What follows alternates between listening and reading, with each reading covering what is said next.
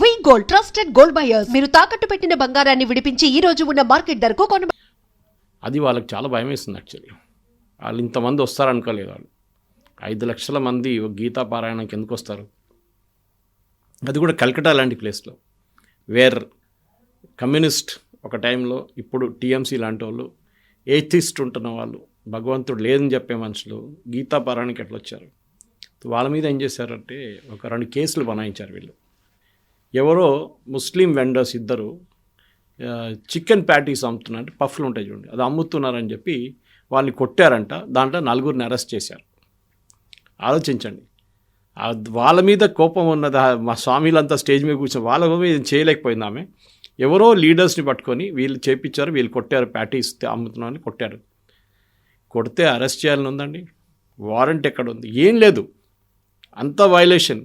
Supreme court guidelines మొత్తం violate చేసి without warrant, without giving a notice వీళ్ళని అరెస్ట్ చేశారు. ఎందుకు? ఎవడో సమోసాలో ప్యాటీస్ అమ్ముతున్నారని కొట్టాడని చెప్పేసి. మీరు కమ్యూనల్ డిస్టర్బెన్స్ తీసుకొస్తున్నారని చెప్పి లేటెస్ట్ స్టేట్మెంట్ మమతా బెనర్జీ. ఈ గీతా పారాయణం చేసిన దాన్ని కమ్యూనల్ సిచ్యువేషన్ చేస్తున్నారు, ముస్లిమ్స్ని కొడుతున్నారు. That fellow who was beaten పారిపోయాడు. He was a Bangladeshi. వాడిని పోలీసు ఇంట్రోగేట్ చేయడానికి వస్తే వాడు కనిపించట్లేదు. ఇప్పుడు వాడేమంటున్నాను, నేను కలకడాలో ఉండను, నేను వెళ్ళిపోతున్నాను ఇక్కడి నుంచి అని, నాకు భయం వేస్తుంది అని. భయం ఇది. వాడి దగ్గర ఆధార్ కార్డు అడిగినప్పుడు ఆధార్ కార్డు లేకుండే వీళ్ళు కొట్టినప్పుడు. దానికోసం జరిగింది గొడవ అంతా. చికెన్ ప్యాటీస్తో కాదు గొడవ. దానికోసం దాని తర్వాత వాడిని అరెస్ట్ చేసినప్పుడు, వీళ్ళని అరెస్ట్ చేసినప్పుడు ఎఫ్ఐఆర్ కోసం వాడు ఆధార్ కార్డు నెంబర్ అడిగితే వాడి దగ్గర ఆధార్ కార్డు లేదు. నెక్స్ట్ డే పారిపోయాడు. This is what is happening. West Bengal అనేది ఇట్స్ అ లాలెస్ స్టేట్. ఒక పాత బీహార్ లాగా అయిపోయింది, పాత యూపీ లాగా అయిపోయింది.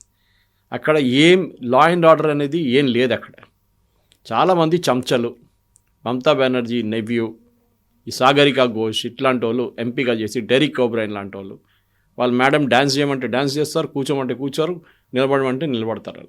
అంతే వాళ్ళది. They have no individuality of their own. Derek O'Brien నాకు పర్సనల్ ఫ్రెండ్, కానీ నాకు బాధ అనిపిస్తుంది ఆయన ఇప్పుడు చూస్తే.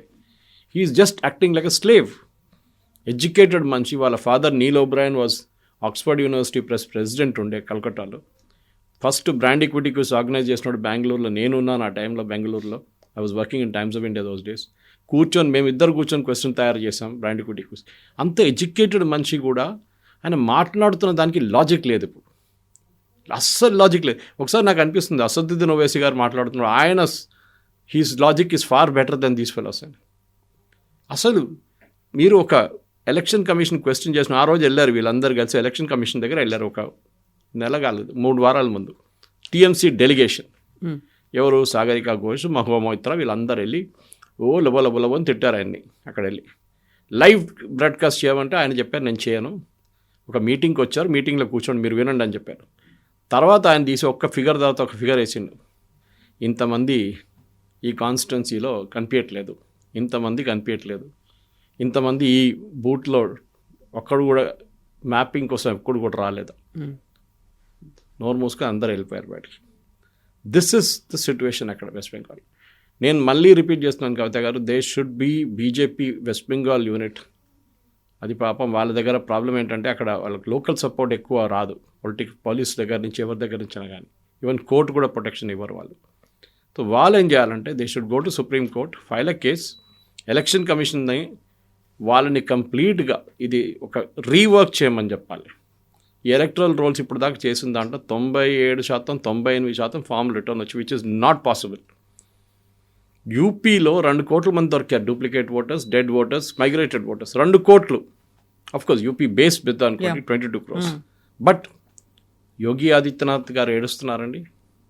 అక్కడున్న ముస్లిం పార్టీలు ఏడుస్తున్నారా? ఎవరు ఏడవట్లేదు. అఖిలేష్ యాదవ్ గారు ఇవాళ ఎక్కడున్నారు? హైదరాబాద్లో. ఆయన కోసం గ్రాండ్ రిసెప్షన్ ఇస్తున్నారు ఇక్కడ హైదరాబాద్లో. కాంగ్రెస్ పార్టీ మొన్ననే అని చెప్పారు, నాకు కాంగ్రెస్తో ఏ సంబంధం లేదు, మేము ఉత్తరప్రదేశ్ ఎలక్షన్ మేమే పోటీ చేస్తాం సపరేట్గా అని చెప్పి ఆయన వాళ్ళకి రిసెప్షన్ పెట్టారు వీళ్ళు. బహుశా వాళ్ళు ఆయన ఏం చెప్పారు యూపీలో వీళ్ళకి తెలియదు అనుకుంటారు. ఎనీవే, మమతా బెనర్జీ తిరిగి వచ్చినప్పుడు వెస్ట్ బెంగాల్ నేను కావాలంటే మీకు నెక్స్ట్ వీక్ డాటాతో సహా చూపిస్తాను మీకు how the entire thing has been manipulated.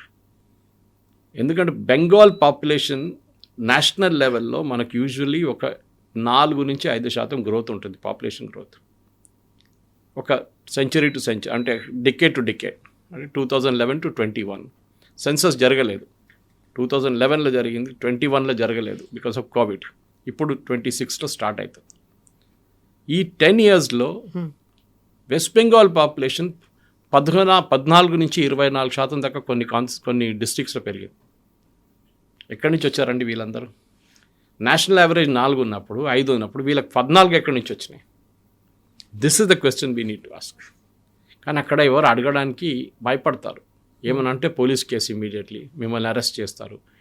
ఇదే సుప్రీంకోర్టు దీనికన్నా ముందు ఎవరో పంజాబ్ నుంచో ఎవరో యూపీ నుంచో ఒకరిని పట్టకపోతే ఇమీడియట్గా రిలీజ్ చేయండి అని చెప్పి ఆర్డర్ ఇచ్చారు. మొహమ్మద్ జుబేర్ ఇంకోటి ఉన్నాడు, ఫ్యాక్ట్ చెకింగ్, ఆయన అరెస్ట్ చేసి రిలీజ్ చేయమన్నారు. కానీ మమతా బెనర్జీ ఒక అమ్మాయిని అరెస్ట్ చేసి, మమతా బెనర్జీ గవర్నమెంట్ ఆమెను 21 రోజులు జైల్లో పెట్టారు. జాదవ్పూర్ యూనివర్సిటీ ఒక ప్రొఫెసర్ ఒక వాట్సాప్ ఫార్వర్డ్ చేస్తే ఆయన జైలు వేశారు తీసుకు. అప్పుడు equality before law, human rights, freedom of expression అంతా పోయింది. అప్పుడు this lady needs be tackled. మీ చెప్పినట్లు ఈ స్టేట్మెంట్ ఇస్ వెరీ షాకింగ్. ఏ ముఖ్యమంత్రి కూడా చేయకూడదు ఇట్లాంటి స్టేట్మెంట్. కానీ డెఫినెట్గా నేను స్టాంప్ పేపర్ మీద రాసిస్తాను. ఆమె పొద్దున ఆమెని ఏమైనా కేసు వేస్తే ఇమ్మీడియట్గా ఆమె పాట మార్చేస్తుంది. లేదు నేను చెప్పలేదు, అసలు నేను ఇట్లాంటి మాటనే అనలేదు, మీడియా వాళ్ళు కావాలని చెప్పి రాసుకున్నారని చెప్తారు. సో బీఎస్ఎఫ్ని ఎందుకు టచ్ చేయాల్సి వచ్చింది? బీఎస్ఎఫ్ గురించి ఎందుకు అలా మాట్లాడారు? And why BSF people are not responding? ఎందుకని వాళ్ళు మాట్లాడారు? వాళ్ళు చేయరు because they are have a paramilitary force. అది వాళ్ళకు ఒక డిసిప్లిన్ ఉంటుంది. వాళ్ళ డైరెక్టర్ జనరల్ రెస్పాండ్ అవుతారు, లోకల్ లెవెల్లో చేయకూడదు. మొన్న పార్లమెంట్లో మాట్లాడుతూ అమిత్ షా గారు ఒక స్టేట్మెంట్ ఇచ్చారు. మ్యాక్సిమం ఫెన్సింగ్ బంగ్లాదేశ్ వైపు ఉన్న స్టేట్స్ నుంచి, నార్త్ ఈస్టర్న్ స్టేట్స్ అంతా అయిపోయింది. వెస్ట్ బెంగాల్లో 580 కిలోమీటర్లు ఇంకా ఫెన్సింగ్ చేయలేదు. ఎందుకు? ల్యాండ్ ఇవ్వట్లేదు. Mamata Banerjee is not giving land for constructing fences. ఆమె అంటుంది ఎందుకు వద్దు, అది ఓపెన్ పెట్టండి. ఎందుకంటే అక్కడి నుంచి ఎక్కడికి రావచ్చు, ఇక్కడి నుంచి అక్కడికి వెళ్ళొచ్చు. బెనడ్రిల్ సిరప్ ముందు స్మగ్లింగ్ చేస్తుండే, ఆవులు స్మగ్లింగ్ చేస్తారు, తెలంగాణ ఆంధ్ర నుంచి తీసుకెళ్తారు అక్కడ దాకా. దిస్ అమిత్ షా గారు మన పార్లమెంట్లో చెప్పారు. ఇది అక్కడ చేస్తున్న బెంగాల్లో ఆమె పెద్ద పెద్ద మాటలు అంటుంది. బీఎస్ఎఫ్ వాళ్ళు ఎందుకు అడ్డుకుంటలేరు, వాళ్ళు ఎట్లా లోపలికి వస్తున్నారు, మీదే తప్పు కదంటే, మీ ఫెన్సింగ్ వేయడానికి మీరు 500 కిలోమీటర్ ఇంకా మాకు ల్యాండ్ ఇవ్వట్లేదు. మీకు గుర్తుంటుంది కవిత గారు, మొన్న ఒక సంవత్సరం ముందు అనుకుంటాను బీఎస్ఎఫ్కి ఒక ఎక్స్ట్రా అథారిటీ ఇచ్చారు పంజాబ్ వైపు, వెస్ట్ బెంగాల్ వైపు. ఏంటంటే వాళ్ళు 80 కిలోమీటర్స్ దాకా ఇన్వెస్టిగేట్ చేయొచ్చు వాళ్ళ ఏరియా ఆఫ్ అది క్రాస్ అథారిటీ. ఎందుకంటే ఒక డ్రగ్స్ పట్టుకున్నాం అనుకోండి బార్డర్లో, ఆ డ్రగ్స్ పట్టుకున్నాడు వాళ్ళు పట్టుకొని వాళ్ళు ఫ్రెండ్ ఎవడో ఇంకో ప్లేస్లో ఉంటాడు, అక్కడ వాళ్ళు లోకల్ పోలీస్కి ఇస్తే వాళ్ళు ఇన్వెస్టిగేట్ చేయరు. సో బీఎస్ఎఫ్కి అథారిటీ ఇచ్చారు 80 కిలోమీటర్ దూరం దాకా మీరు వెళ్ళి ఇన్వెస్టిగేట్ చేసి వాళ్ళని పట్టుకురావచ్చు. ఏదైనా కానివ్వండి, it can be human smuggling, cattle smuggling, Benadryl syrup దొంగతనం క్రాస్ బార్డర్ తీసుకెళ్ళదు, అన్నీ ఉండొచ్చు.